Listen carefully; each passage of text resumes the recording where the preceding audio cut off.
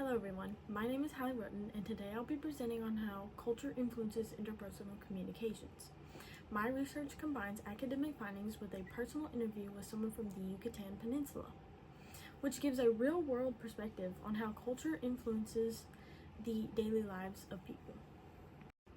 Triandi's definition of collectivism puts Mexico leaning collectivist, which means that group harmony, family obligation, and community support comes first.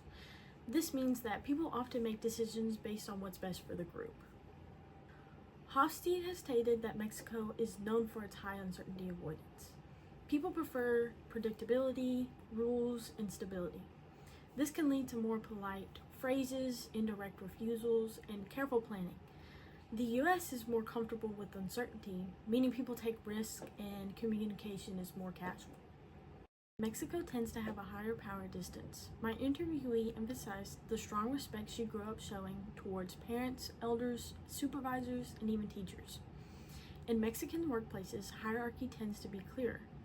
She explained that this influenced how she behaved at work in the US. She was taught to show respect, avoid contradicting authority, and work extremely hard. These values shaped her communication styles. Edward Hall explains that Mexico is a high context culture, meaning people rely on shared background, unspoken signals, and nonverbal communication. Conversations tend to be indirect and relational. My interviewee said that in the Yucatan, most communication is intuitive, meaning that people often understand each other without needing to explain. The US, by contrast, relies more on direct communication.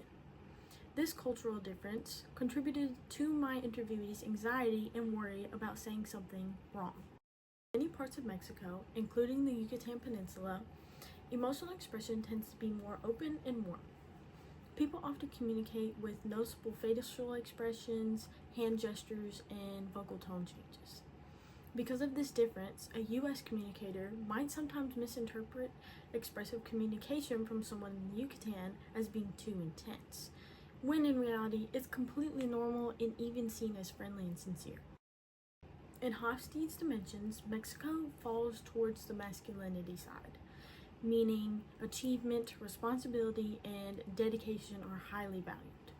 However, in the Yucatan region, this is balanced with warmth and community support, as well as collectivism. My interviewee described her upbringing as hardworking but also very family-oriented.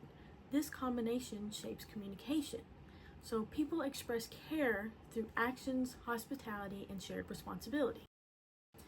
Mexico tends to be polychronic, so time is flexible, schedules are fluid, relationships are the priority over the clock. The US follows the monochronic time, so punctuality, deadline, and strict schedules. These differences can cause misunderstandings, especially in the workforce. One of the things she wanted people to know is how friendly and warm her culture is. Her culture values hospitality, respect, and treating others with kindness. She said misunderstandings often happen when people judge cultural differences instead of trying to understand them. Her main hope is that people approach cultural differences with patience rather than assumptions. Here are 5 real-life strategies for communicating effectively across cultures. Number 1, pay attention to nonverbal cues. Number 2, slow down your communication to avoid misunderstandings. Number 3, show respect through polite greetings and formal language when needed. Number 4, be flexible with time and expectations. And number 5, avoid assumptions. Ask clarifying questions respectfully. These action items support better and more culturally aware communication. Mexican culture deeply shapes how individuals communicate, from language, nonverbal cues, respect patterns, emotional expressions, and family values. Through both research and my interview, I have learned how cultural awareness can strengthen communication and create more understanding in a multicultural society. When we intentionally respect cultural differences, communication becomes more meaningful. Thank you for listening.